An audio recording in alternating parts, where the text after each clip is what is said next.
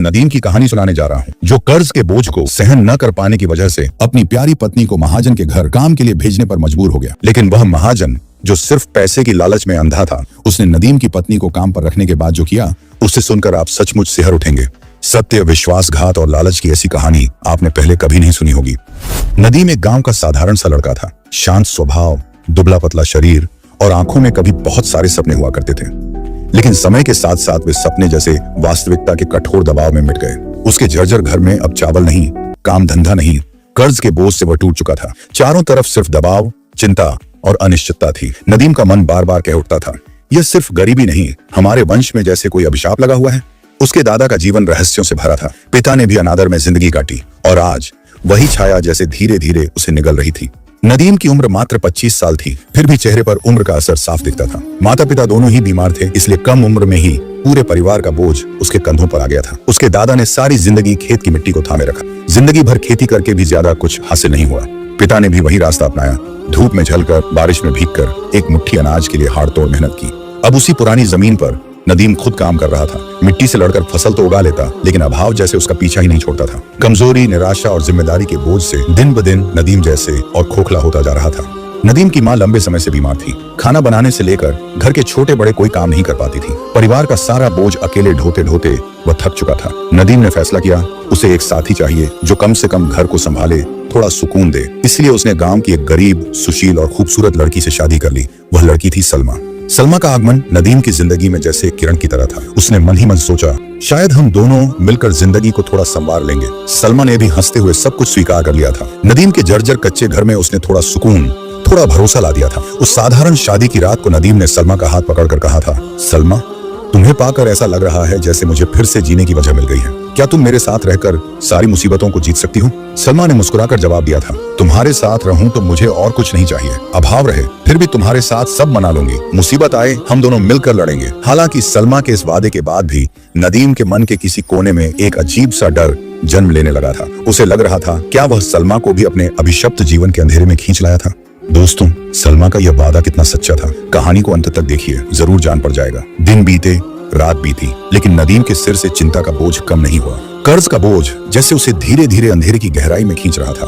बस सिर झुकाकर काम करता जाता, लेकिन कर्ज एक बूंद भी कम नहीं होता, बल्कि बढ़ता ही जाता। रात की नीरवता अब सुकून नहीं देती थी। एक रात अचानक बाहर से चीखने की आवाज आई, महाजन के लोग, नदीम, ओए नदीम, पैसा तेरा बाप देगा क्या? कल ही आ रहा हूँ तेरे घर, खबरदार पैसा तैयार रखना। नदीम स्तब्ध रह गया। चुपके से अपने आप से फुसफुसाया, और कितना नीचे गिरूंगा?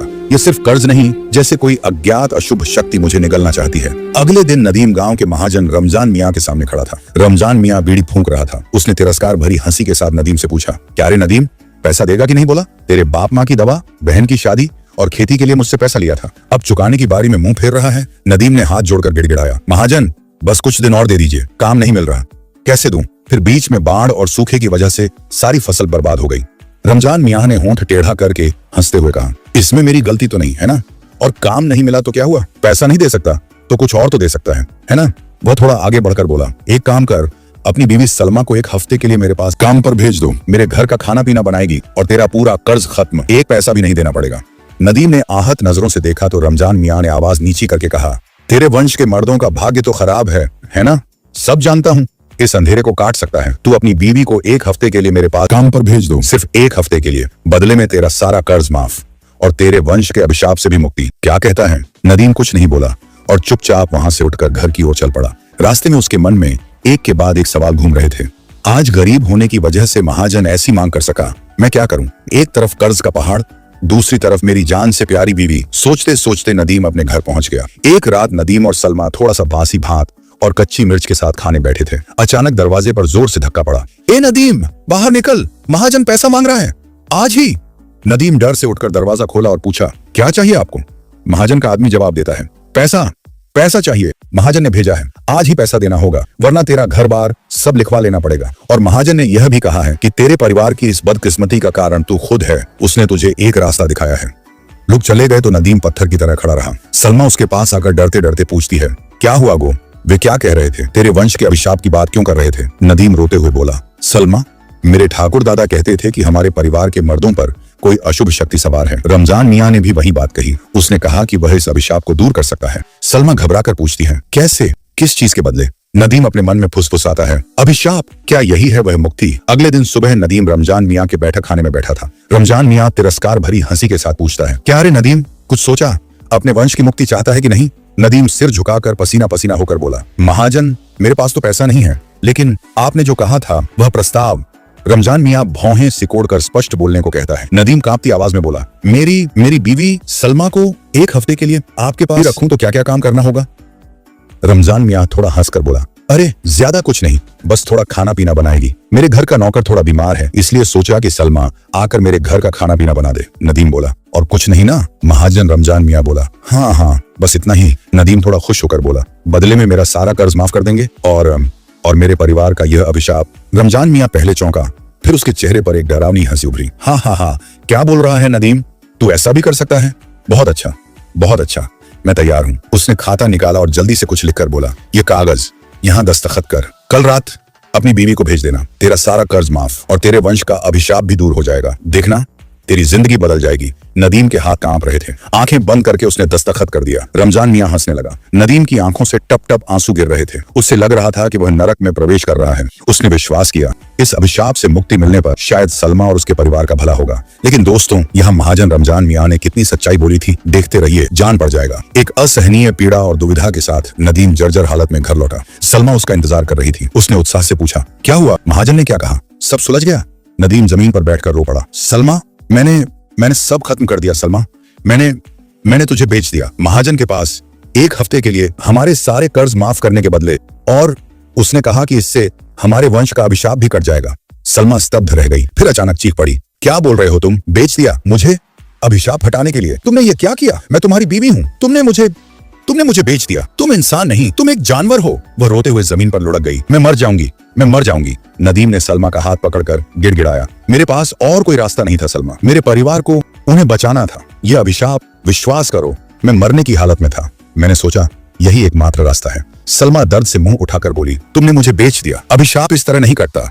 वह रात नदीम की जिंदगी की सबसे लंबी रात थी। सलमा घर के कोने में सिकुड़ कर बैठी थी। आंखों में आंसू नहीं थे, सिर्फ खाली नजरें। नदीम दरवाजे के पास बैठा था, उसकी ओर देख नहीं पा रहा था। बाहर से रमजान मियाँ का आदमी आया और बोला, भाभी चलो, महाजन साहब इंतजार कर रहे हैं। सलमा ने नदीम की ओर एक पल देखा। उस नजर में थी नफरत और निराशा। वह धीरे से उठी और चुप्पी तोड़कर बाहर चली गई। नदीम दरवाजे की ओर टकटकी लगाए देखता रहा। उसका सीना फट रहा था। सलमा बिना पलटे देखे सीधे रमजान मियाँ के घर चली गई और नदीम दरवाजे के सामने बैठकर रोता रहा। इधर रमजान मियाँ के घर में अचानक जैसे एक अनजाना मोड़। सलमा चुपचाप खड़ी थी, थोड़ा असहज। रमजान मियाँ उसे देखकर मंद मंद मुस्कुराता था, चेहरे पर एक अलग सी चमक। सलमा तो जानती थी कि यहाँ उसे सिर्फ खाना बनाना है। नदीम ने भी तो यही कहा था, 1 हफ्ता काम कर लेने से सारा कर्ज माफ हो जाएगा। लेकिन रमजान मियाँ धीरे धीरे बातें घुमाकर सलमा के मन में अनजाना जहर डालने लगा। सलमा ने थोड़े गुस्से के साथ कहा, मैं यहाँ आपकी बेकार बातें सुनने नहीं आई, काम करने आई हूँ। रसोई कहाँ है? दिखाइए, और कितने लोगों का खाना बनाना है बताइए। वह नीची आवाज में बोला, सुन, तेरे पति ने तुझे मेरे हवाले कर दिया है, सिर्फ खाना बनाने के लिए नहीं, मेरी बीवी की तरह कुछ दिन रहना होगा, जैसे पति पत्नी रहते हैं, समझ गई ना? उसकी आवाज कांप उठी। सलमा चौंक गई, क्या बोल रहे हैं आप? मुझे तो पता था कि सिर्फ खाना बनाने का काम। रमजान मियाँ होंठ टेढ़ा करके हंसा, हाँ, तुझे क्या बताया? नहीं पता, लेकिन तेरे पति ने सारे कागजों पर दस्तखत कर दिए हैं। तू अब मेरे घर की बीवी की तरह है, सारी जिम्मेदारी लेकर आई है। सिर्फ भात बनाकर चली जाएगी क्या? सलमा का चेहरा सूख गया। उसके भीतर एक तूफान उठा। नदीम, तुम सचमुच ऐसा कर सके? मेरे साथ इतना बड़ा धोखा। उसका दिल चीखना चाहता था, लेकिन होंठ कांपे, आवाज नहीं निकली। सलमा पूरी तरह टूट गई। इधर रमजान मियाँ ऐसा व्यवहार कर रहा था जैसे वह और एक सेकंड भी बर्दाश्त नहीं कर सकता। सलमा ने रमजान मियाँ से अनुरोध किया, आज की रात मुझे माफ कर दीजिए, क्योंकि मेरा शरीर और मन दोनों खराब लग रहे हैं। कल से आप जो कहेंगे मैं सारा काम करूंगी। रमजान मियाँ पहले इस प्रस्ताव पर हिचकिचाया, फिर मान लिया।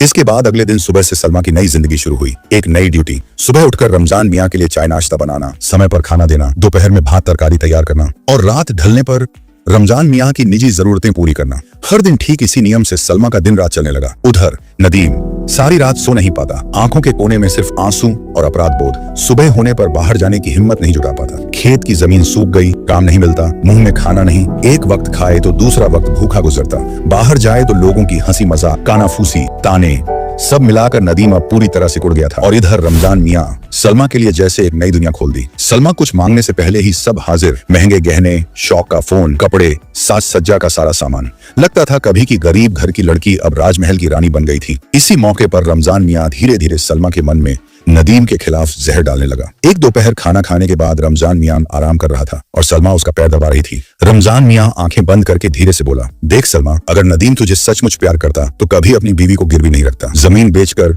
जान देकर भी कर्ज चुकाता। और बता, जिन पैसों का उसने कर्ज लिया अपने बाप माँ की दवा के लिए, बहन की शादी के लिए, तू उस कर्ज का बोझ क्यों उठाएगी? उसकी बहन को मेरे घर क्यों नहीं भेजा? सलमा ठिठक गई, कुछ नहीं बोली। रमजान फिर बोला, मेरी बात सुन, अगर तू मेरे पास रह जाए मैं तुझे जिंदगी भर सुख में रखूंगा, तेरी सारी जरूरतें पूरी करूंगा और उस गरीब नदीम के कच्चे घर में लौटने की कोई जरूरत नहीं। दिन बीते, रात बीती, सलमा के चेहरे पर बदलाव की छाया साफ दिखने लगी। वह पहले की तरह विरोध नहीं करती थी। रमजान मियां की बातें धीरे धीरे उसके मन में गहरे उतरने लगी थी और उधर नदीम दिन ब दिन गिन रहा था, बस और कुछ दिन सलमा मेरी होकर फिर घर लौट आएगी। लेकिन दोस्तों, इस कहानी का मोड़ किस दिशा में मुड़ता है, ये जानने के लिए देखते रहिए पूरी वीडियो को अंत तक। महाजन के घर के सामने नदीम खड़ा था, आंखों में ढेर सारी उम्मीद और बेचैनी। एक हफ्ते का समझौता खत्म। आज उसकी जिंदगी का सबसे चाहा हुआ दिन था, सलमा को वापस लाने का दिन। नदीम ने दरवाजे पर खटखटाया। अचानक रमजान मियां बाहर निकला और बोला, क्या चाहिए रे तुझे? नदीम दृढ़ आवाज में बोला, समझौते के मुताबिक आज मैं सलमा को लेने आया हूँ, कृपया उसे बुला दीजिए। रमजान मियां के चेहरे पर तिरस्कार भरी हंसी। वो एक झलक में नदीम को देखकर बोला, समझौता तो ठीक था, लेकिन अब मैं उसे नहीं मानता। तेरे जैसे गरीब के घर सलमा अब नहीं लौटेगी। नदीम हतप्रभ, उसकी आवाज कांप उठी। आप ये क्या कह रहे हैं? सलमा मेरी बीवी है, मैं उसे बस एक बार बात करना चाहता हूँ, सिर्फ एक बार। रमजान मियां गरजा, तू क्या सोचता है? सलमा अब मेरी बीवी है, वह मेरे घर में ही रहेगी। तेरे जैसे फकीर से उसका कोई रिश्ता नहीं है, जा यहाँ से, मुझे तंग मत कर। भिखमंगा बन, भिखमंगी करके ही दिन काटेगा। नदीम की आंखों में आंसू जम गए, जैसे पल भर में उसकी दुनिया उलट पुलट हो गई। वह कांपती आवाज में बोला, मैं बस सलमा से एक बार बात करना चाहता हूँ, क्या उसने खुद यह फैसला लिया है? रमजान मियां चीख कर बोला, सलमा तुझसे बात नहीं करेगी, समझा? तू उसका लायक नहीं है। सारा दिन इंतजार के बाद भी सलमा को एक नजर देखने भी नहीं दिया गया। नदीम चुपचाप खड़ा रहा, आंखों में जमा आंसू और सीने में भरा दर्द लेकर, जैसे आसमान उसके सिर पर टूट पड़ा। इधर महाजन के घर में तब एक अप्रत्याशित मोड़। सलमा रमजान मियां के सामने खड़ी थी। रमजान मियां हंस रहा था, उसकी आंखों में थी लालसा। अचानक दरवाजे पर तेज धक्का पड़ा। गांव का सरदार और कुछ लोग जबरन घर में घुस आए। सरदार चीख कर बोला, रमजान मियां, ये तू क्या कर रहा है? नदीम की बीवी को जबरन पकड़ लाया। रमजान मियां हैरान होकर बोला, अरे सरदार, आप लोग यहाँ क्यों? ये तो मेरे और नदीम का निजी मामला है, उसने अपनी मर्जी से। सरदार धमक कर बोला, अपनी मर्जी से?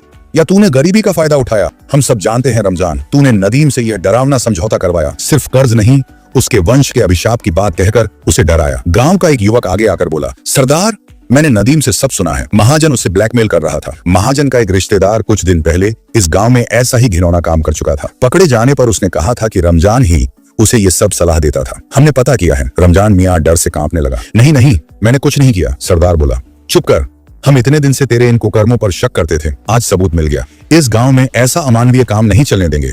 सलमा, तुम ठीक हो बेटी? चलो तुम्हें घर पहुंचा देते हैं। दोस्तों, अब सलमा के मुंह से जो जवाब निकला, शायद आपने भी उसकी उम्मीद नहीं की होगी। वह बोली, नहीं, मैं नहीं जाऊंगी, मैं अब रमजान मियां की बीवी हूँ, मैं रमजान मियां के साथ रहूंगी और नदीम को मैं नहीं जानती। नदीम नाम का कोई मेरी जिंदगी में था, ये मुझे नहीं पता। सलमा की यह बात सुनकर सब स्तब्ध रह गए। नदीम भी हैरान नजरों से देखता रहा। सरदार बोला, ठीक है बेटी, जिस दिन तुम्हें अपनी गलती समझ आएगी उस दिन जान पड़ जाएगा कि रमजान मियां असल में क्या है। यह कहकर सब चले गए।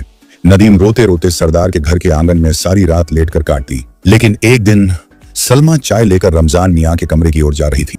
अचानक बालकनी से गुजरते वक्त उसे कुछ फुसफुसाहट सुनाई दी। उत्सुकतावश वह रुककर कान लगाई तो साफ सुनाई दिया, रमजान मियां किसी से फोन पर बात कर रहा था। सलमा ने पहले ध्यान नहीं दिया, सोचा शायद कोई कारोबारी बात होगी, लेकिन अगले ही पल एक बात उसके कानों में पड़ी जिसने उसका शरीर खपा दिया। सलमा को तो अब ज्यादा दिन नहीं रखूंगा। ये सुनकर सलमा ठिठक गई, उसका सीना कांप उठा। चुपके से सांस रोककर उसने पूरी बातचीत सुनी। रमजान मियां कह रहा था, अरे भाई, वह तो गरीब घर की लड़की है, मैंने तो उसे थोड़ा मजा लेने के लिए लाया था, 7 दिन से कोशिश कर रहा हूँ, वह तो मेरे पास आती ही नहीं। सोचा था जिस दिन एक बार उसे पालूंगा उसी दिन छोड़ दूंगा।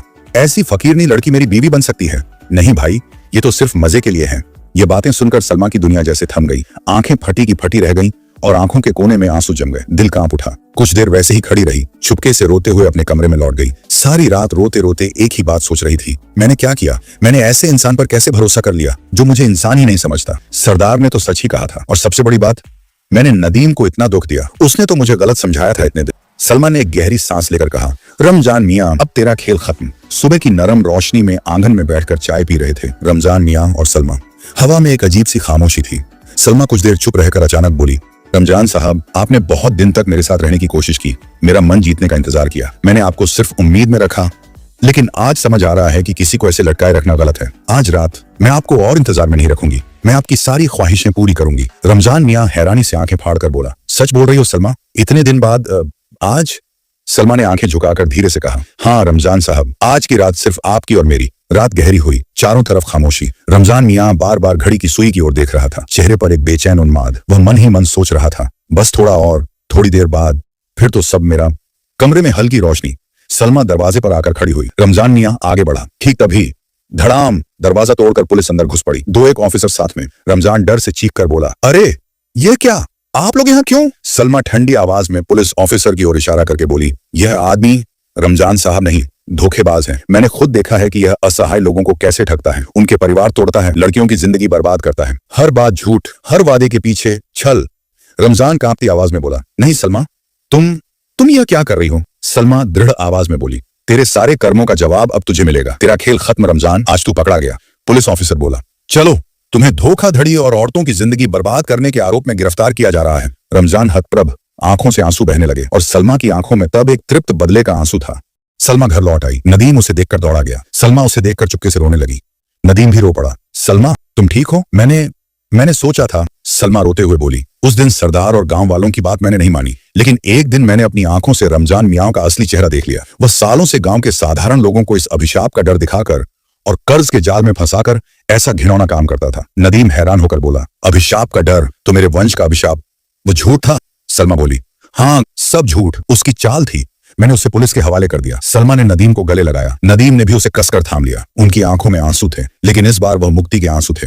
वे एक दूसरे की ओर देखते रहे। लंबी खामोशी के बाद सलमा धीमी आवाज में बोली, मैं तुम्हें माफ कर दूंगी गो। तुमने तो विपदा में पड़कर मन खराब करके यह सब किया था। मैं जानती हूं कि तुम मुझसे प्यार करते हो और मुझे भी तुम माफ कर दो, क्योंकि शैतान रमजान साहब की बुरी सलाह की वजह से मैंने उस दिन तुम्हारे साथ बुरा बर्ताव किया, लेकिन मेरी इज्जत की कसम, मैंने तुम्हारा हक नष्ट नहीं किया। नदीम भावुक होकर बोला, सलमा, मुझे माफ करने के लिए धन्यवाद। मैं जिंदगी में फिर कभी तुम्हारा भरोसा नहीं तोड़ूंगा। हमारे परिवार को बचाने के लिए मैं कोई भी काम करूंगा, लेकिन किसी गलत रास्ते पर नहीं। रमजान मियां का असली चेहरा सामने आने के बाद गांव के सारे लोग नदीम और सलमा के साथ खड़े हो गए। वे समझ गए कि गरीबी इंसान को कितना असहाय बना सकती है और कुछ बेईमान लोग उस असहायता का कैसे फायदा उठाते हैं। गांव वालों की मदद से नदीम का कर्ज का बोझ कम हुआ। नदीम ने अब गांव के बाजार में एक छोटी सी सब्जी की दुकान खोल ली है। सलमा उसकी मदद कर रही है। उनके चेहरों पर अब मुस्कान है। वे एक दूसरे की ओर प्यार भरी नजरों से देखते हैं। नदीम ने सलमा से कहा, देख सलमा, आज हम मेहनत करके खा रहे हैं, इस सुख की कोई तुलना नहीं। सलमा ने नदीम का हाथ पकड़कर कहा, यही तो असली सुख है गो, ईमानदारी से जीना। और तुम हो, मैं हूँ। सलमा की खामोशी, नदीम का अपराध बोध, ये सब एक समय उनकी जिंदगी को निगल चुके थे, लेकिन गांव वालों की मदद और प्यार से वे उस अंधेरे से बाहर निकल आए। नदीम शायद गलत रास्ते पर चला गया था, लेकिन वह अपने परिवार को बचाना चाहता था। सलमा शायद एक भयानक अनुभव की शिकार हुई थी, लेकिन उसका विश्वास और प्यार ही उनके रिश्ते को फिर से नया करने में मदद कर सका।